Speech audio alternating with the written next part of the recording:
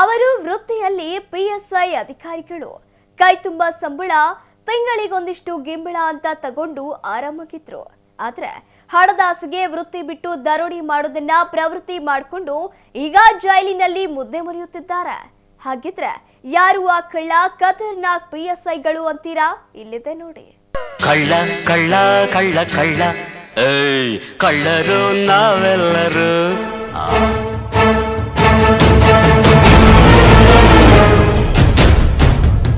ವೃತ್ತಿಯಲ್ಲಿ ಪಿಎಸ್ಐ, ಪ್ರವೃತ್ತಿಯಲ್ಲಿ ಖತರ್ನಾಕ್ ಕಳ್ಳರು.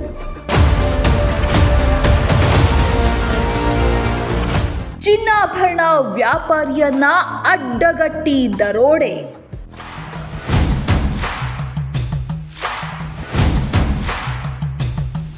ನಕಲಿ ಏರ್ಗನ್ ಬಳಸಿ ದರೋಡೆ ಮಾಡಿದ ಪಿಎಸ್ಐಗಳು.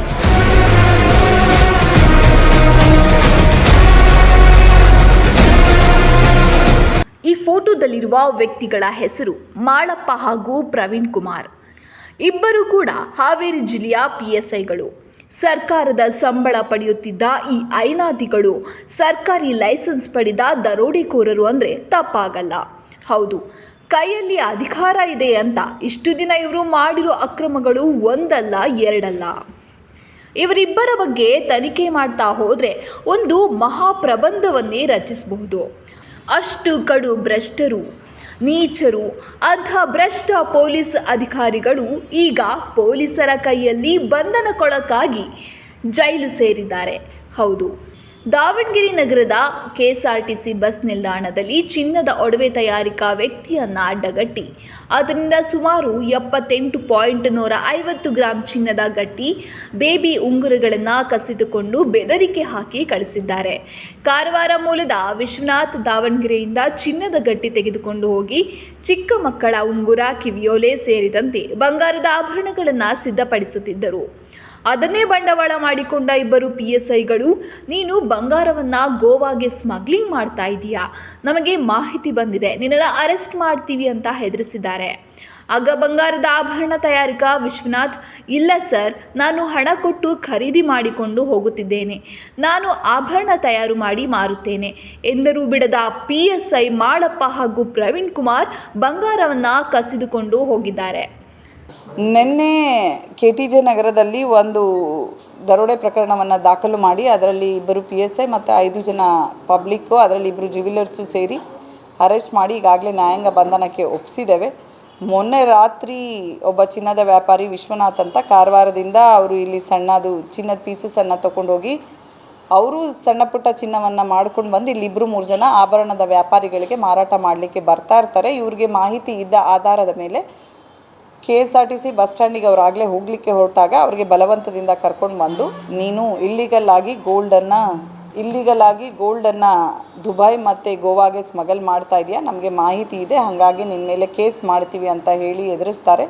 ನನ್ನ ಹತ್ರ ಎಲ್ಲ ಮಾಹಿತಿ ಅವನು ಹೇಳ್ತಾನೆ. ಅವರು ಹೇಳಿದಾಗ ಇಲ್ಲ, ನಾನು ಅದು ಎಲ್ಲ ಲೀಗಲ್ ಆಗಿ ಮಾಡ್ತಾ ಇದ್ದೀನಿ, ನಾನು ಯಾವುದೂ ಆ ಥರ ಇಲ್ಲೀಗಲ್ ಆಗಿ ಮಾಡ್ತಾ ಇಲ್ಲ ಅಂತ ಹೇಳಿಬಿಟ್ಟು, ನೆಕ್ಸ್ಟು ಅವರು ಇಲ್ಲ ನೀನು ತಪ್ಪು ಮಾಡಿದ್ಯಾ ಅಂತ ಹೇಳಿಬಿಟ್ಟು ಬಾ ಪೊಲೀಸ್ ಹತ್ರ ಕರ್ಕೊಂಡು ಹೋಗ್ತೀವಿ ಅಂತ ಹೇಳಿ ERSSಗೆ ಕರ್ಕೊಂಡು ಬಂದಿದ್ದಾರೆ. ಅಲ್ಲಿಂದ ನಮ್ಮ KTJ ನಗರ ಪೊಲೀಸ್ ಠಾಣೆಗೆ ಬಂದು ಅಲ್ಲಿ ವಿಚಾರಿಸ್ತಾರೆ. ಇವನ ಮೇಲೆ ಹೀಗೆ ಇವನು ಸಸ್ಪೆಕ್ಟ್ ಇದ್ದಾನೆ ಅಂತ ಕರ್ಕೊಂಡು ಬರ್ತಾರೆ. ಇಮಿಡಿಯೇಟಾಗಿ ಅಲ್ಲಿದ್ದಂತಹ ನಮ್ಮ ಸೆಂಟ್ರಿಗೆ ನಾವು IG ಸ್ಕ್ವಾಡ್ ಇದ್ದೀವಿ, ಹಾಗಾಗಿ ಇವನು ಸಸ್ಪೆಕ್ಟ್ ಇದ್ದ ಕರ್ಕೊಂಡು ಬಂದಿದ್ದೀವಿ ಅಂತ ಹೇಳಿಬಿಟ್ಟು ಹಂಗೇ ನಾವು ಅದನ್ನು ಪ್ರಾಬ್ಲಮ್ ಸಾಲ್ವ್ ಮಾಡ್ತೀವಿ, ತಮ್ಮದು ಅವಶ್ಯಕತೆ ಇಲ್ಲ ಅನ್ನೋ ರೀತಿಯಲ್ಲಿ ಹೇಳಿ ಹೊರಡ್ತಾರೆ. ಇನ್ ದ ಮೀನ್ ವೈಲ್ ನಮ್ಮ ಸೆಂಟ್ರಿಗೆ ಡೌಟ್ ಬಂದು ಎಲ್ಲರಿಗೆ ಅಲರ್ಟ್ ಕೂಡ ಇಮಿಡಿಯೇಟಾಗಿ ಕಂಟ್ರೋಲಲ್ಲಿ ಮಾಡಿದ್ದಾರೆ. ನಮ್ಮವರು ಇಮಿಡಿಯೇಟಾಗಿ ಅದೆಲ್ಲ ಮಾತಾಡಿ ಅವರನ್ನು ಕರೆಸ್ತಾರೆ. ಸಬ್ ಇನ್ಸ್ಪೆಕ್ಟ್ರ್ ಕರೆಸಿದಾಗ ಇಲ್ಲ, ನಾನು ನನ್ನ ಹೆಂಡತಿಯನ್ನು ಬಸ್ ಸ್ಟ್ಯಾಂಡಿಂದ ಹತ್ತಿಸ್ಲಿಕ್ಕೆ ಹೋಗಿದ್ದೆ ಬ್ಯಾಂಗ್ಳೂರಿಗೆ, ಆವಾಗ ಆ ವ್ಯಕ್ತಿ ನಮ್ಮ ಜೊತೆಯಲ್ಲಿ ಮಿಸ್ಬಿಹೇವ್ ಮಾಡಿದ್ರು, ಸೀಟನ್ನು ಬಿಟ್ಕೊಟ್ಟಿಲ್ಲ, ಹಾಗಾಗಿ ಕರ್ಕೊಂಡು ಬಂದ್ವಿ. ತದನಂತರ ಅವ್ನು ರಿಕ್ವೆಸ್ಟ್ ಮಾಡ್ದ, ಹಾಗಾಗಿ ಅವ್ರಿಗೆ ಹಾಗೆ ಬಿಟ್ಟು ವಾಪಸ್ ಬಂದ್ವಿ ಅಂತ ಹೇಳ್ತಾರೆ. ನಾವು ಹಾಗೆ ನೈಟ್ ಆಗಿದ್ದರಿಂದ ಅವ್ರಿಗೆ ಇರಬಹುದು ಹೇಳಿ ಕಳಿಸ್ಕೊಟ್ಟಿದ್ದೇವೆ. ನೆಕ್ಸ್ಟ್ ಡೇ ವಿಚಾರ ಮಾಡಲಾಗಿ ಈ ಥರ ಕೃತ್ಯ ಬೆಳಕಿಗೆ ಬಂದಿದೆ. ನಮಗೆ ಗೊತ್ತಾದ ತಕ್ಷಣ ಇಮಿಡಿಯೇಟಾಗಿ ಫಿರ್ಯಾದುದಾರರಾದಂತಹ ವಿಶ್ವನಾಥರನ್ನ ಅವರು ಬಂದು ಠಾಣೆಗೆ ಕಂಪ್ಲೇಂಟನ್ನು ಕೊಟ್ಟಿದ್ದಾರೆ. ಆ ಕಂಪ್ಲೇಂಟ್ನ ಆಧಾರದ ಮೇಲೆ ಇವ್ರಿಗೆ ಫೋರ್ಸ್ಫುಲಿ ಅವನಿಗೆ ಕರ್ಕೊಂಡು ಹೋದಾದಮೇಲೆ ಅವನಿಗೆ ನೀನು ಚಿನ್ನವನ್ನು ಕೊಡಬೇಕು ಅನ್ನೋ ರೀತಿಯಾಗಿ ಇಲ್ಲ ಕೇಸ್ ಮಾಡ್ತೀವಿ ಅಂತ ಹೇಳ್ತಾರೆ. ಅವನು ಇಲ್ಲ ಅಂತ ಹೇಳಿದ್ರು ಕೂಡ ಬಲವಂತವಾಗಿ ಅವನಲ್ಲಿದ್ದಂತಹ 76 ಗ್ರಾಮ್ ಚಿನ್ನವನ್ನು ಕಿತ್ಕೊಂಡಿದ್ದಾರೆ. ನೆಕ್ಸ್ಟ್ ಕರ್ಕೊಂಡೋಗಿ KSRTC ಬಸ್ ಸ್ಟ್ಯಾಂಡಲ್ಲೇ ಅವನಿಗೆ ವಾಪಸ್ ಹತ್ತಿಸಿ ಬರ್ತಾರೆ. ಇದರ ಸಂಬಂಧವಾಗಿ ನಿನ್ನೆ KTJ ನಗರ ಪೊಲೀಸ್ ಠಾಣೆಯಲ್ಲಿ ಸೆಕ್ಷನ್ BNSS 310 ಅಡಿಯಲ್ಲಿ ಪ್ರಕರಣ ದಾಖಲಾಗಿದೆ. ಇದುವರೆಗೆ 7 ಜನ ಆರೋಪಿಗಳನ್ನು ಅರೆಸ್ಟ್ ಮಾಡಿ ನ್ಯಾಯಾಂಗ ಬಂಧನಕ್ಕೆ ಒಪ್ಪಿಸಲಾಗಿದೆ. ದರೋಡೆಗೆ ಎಂದೇ ಬಂದಿದ್ದ PSI ಮಾಡಪ್ಪ ಹಾಗೂ ಪ್ರವೀಣ್ ಇಬ್ಬರು ನಕಲಿ ಏರ್ಗನ್ ಬಳಕೆ ಮಾಡಿರುವುದು ತನಿಖೆ ವೇಳೆ ಬೆಳಕಿಗೆ ಬಂದಿದೆ. ದಾವಣಗೆರೆ ನಗರದ KSRTC ಬಸ್ ನಿಲ್ದಾಣದಿಂದ ವಿಶ್ವನಾಥ್ನನ್ನ ಕರೆದುಕೊಂಡು ಹೋದ PSIಗಳು ಮೊದಲು KTJ ನಗರ ಠಾಣೆಗೆ ಹೋಗಿ ನಾವು IG ಸ್ಕ್ವಾಡ್ ಎಂದು ಹೇಳಿಕೊಂಡು ಹೈಡ್ರಾಮಾ ಮಾಡಿದ್ದಾರೆ. ಆದರೆ ಅದೇ ಠಾಣೆಯಲ್ಲಿದ್ದ ಸೆಂಟ್ರಿ ಡ್ಯೂಟಿ ಸಿಬ್ಬಂದಿ ಇಲ್ಲಿ ಬೇರೆ ಏನೋ ಆಗ್ತಿದೆ ಅಂತ ಹಿರಿಯ ಅಧಿಕಾರಿಗಳ ಗಮನಕ್ಕೆ ತಂದಾಗ ಇಬ್ಬರು PSIಗಳ ದರೋಡೆ ಗೇಮ್ ಬೆಳಕಿಗೆ ಬಂದಿದೆ. ಇನ್ನು ಈ ಪ್ರಕರಣದಲ್ಲಿ PSIಗಳಿಗೆ ಸಪೋರ್ಟ್ ಮಾಡಿದ್ದ ದಾವಣಗೆರೆಯ ಬಂಗಾರ ಆಭರಣ ತಯಾರಿಕ ಸತೀಶ್ ರೇವಣ್ಕರ್, ಶಿರಸಿಯ ನಾಗರಾಜ್ ರೇವಣ್ಕರ್, ದಿಲ್ಯಪ್ಪ ನಾಗರಾಜ್ ಸೇರಿ ಒಟ್ಟು 7 ಜನರನ್ನ ದಾವಣಗೆರೆ ಪೊಲೀಸರು ಬಂಧಿಸಿ ಜೈಲಿಗೆ ಕಳಿಸಿದ್ದಾರೆ.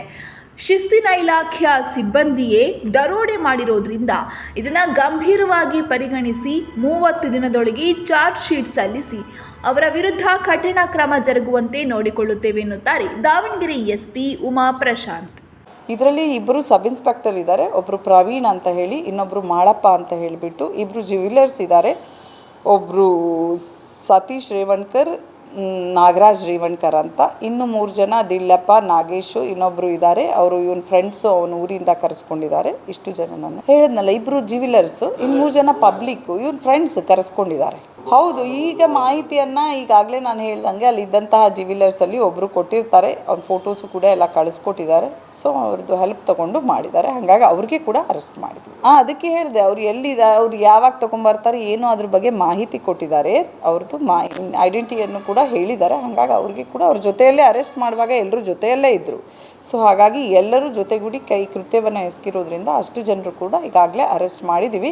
ನಮ್ಮ ಗಮನಕ್ಕೆ ಬಂದ ನಂತರ ನಿಷ್ಪಕ್ಷಪಾತವಾಗಿ ನಾವು ಕೇಸನ್ನು ರಿಜಿಸ್ಟರ್ ಮಾಡಿ ಅವ್ರಿಗೆ ಅರೆಸ್ಟ್ ಕೂಡ ಮಾಡಿದ್ದೇವೆ. ಮಾನ್ಯ DG ಆ್ಯಂಡ್ IGP ಸರ್ ಕೂಡ ಇದ್ರ ಬಗ್ಗೆ ಸ್ಟ್ರಿಕ್ಟ್ ವಾರ್ನಿಂಗ್ ಕೂಡ ಕೊಟ್ಟಿದ್ದಾರೆ. ವಿತಿನ್ 30 ಡೇಸಲ್ಲಿ ನಾವು ಆದಷ್ಟು ಬೇಗ ಚಾರ್ಜ್ ಶೀಟನ್ನು ಕೂಡ ಕೊಡಬೇಕು. ಮತ್ತು ಶಿಸ್ತಿನ ಇಲಾಖೆ ಆಗಿರೋದ್ರಿಂದ ಅವರೇ ಈ ರೀತಿ ತಪ್ಪು ಮಾಡಿದ್ರೆ ಇದು ಒಂದು ಕೆಟ್ಟ ಸಂದೇಶ ಹೋಗ್ತದೆ. ಇದ್ರ ಮೇಲೆ ನಿರ್ದಾಕ್ಷಿಣ್ಯ ಕ್ರಮ ಆಗಲಿ, ತನಿಖೆ ಸರಿಯಾಗಿ ಆಗಬೇಕು, ಫಾಲೋಅಪ್ ಕೂಡ ಕೋರ್ಟಲ್ಲಿ ಸರಿಯಾಗಿ ಆಗಬೇಕು ಅಂತ ಕೂಡ ಹೇಳಿದ್ದಾರೆ. ಅದರಂತೆ ಈಗಾಗಲೇ ಅವ್ರ ಮೇಲೆ ಶಿಸ್ತಿನ ಕ್ರಮಕ್ಕಾಗಿ ಸ್ಪೆಷಲ್ ರಿಪೋರ್ಟನ್ನು ಕೂಡ ಕಳಿಸ್ಕೊಟ್ಟಿದ್ದಾರೆ. ರಾಜ್ಯದಲ್ಲಿ ಪೊಲೀಸ್ ಇಲಾಖೆಯ ಸಿಬ್ಬಂದಿ ಅಧಿಕಾರಿಗಳೇ ಅಪರಾಧಿಕ ಕೃತ್ಯಗಳಲ್ಲಿ ಭಾಗಿಯಾಗುತ್ತಿದ್ದು ಇಲಾಖೆ ಮರ್ಯಾದೆ ಹರಾಜಾಗುತ್ತಿದೆ. ಬೆಂಗಳೂರಿನ ದರೋಡೆ ಪ್ರಕರಣದ ಬಳಿಕ ದಾವಣಗೆರೆ ದರೋಡೆ ಪ್ರಕರಣ ಇಡೀ ಇಲಾಖೆ ತಲೆ ತಗ್ಗಿಸುವಂತೆ ಮಾಡಿದೆ. ಇಂಥ ನೀಚ ಅಧಿಕಾರಿಗಳನ್ನ ಕೆಲಸದಿಂದಲೇ ವಜಾ ಮಾಡಿದರೆ ಮಾತ್ರ ಇಲಾಖೆಯ ಮಾನ ಮರ್ಯಾದೆ ಉಳಿಯುತ್ತೆ. ಇಲ್ಲದೆ ಹೋದರೆ 3 ಕಾಸಿಗೆ ಹರಾಜಾಗುತ್ತೆ. ಕ್ಯಾಮ್ರಾಮನ್ ರಾಕೇಶ್ ಜೊತೆ ಅಣ್ಣೇಶ್, ಒನ್ ಕನ್ನಡ ನ್ಯೂಸ್, ದಾವಣಗೆರೆ.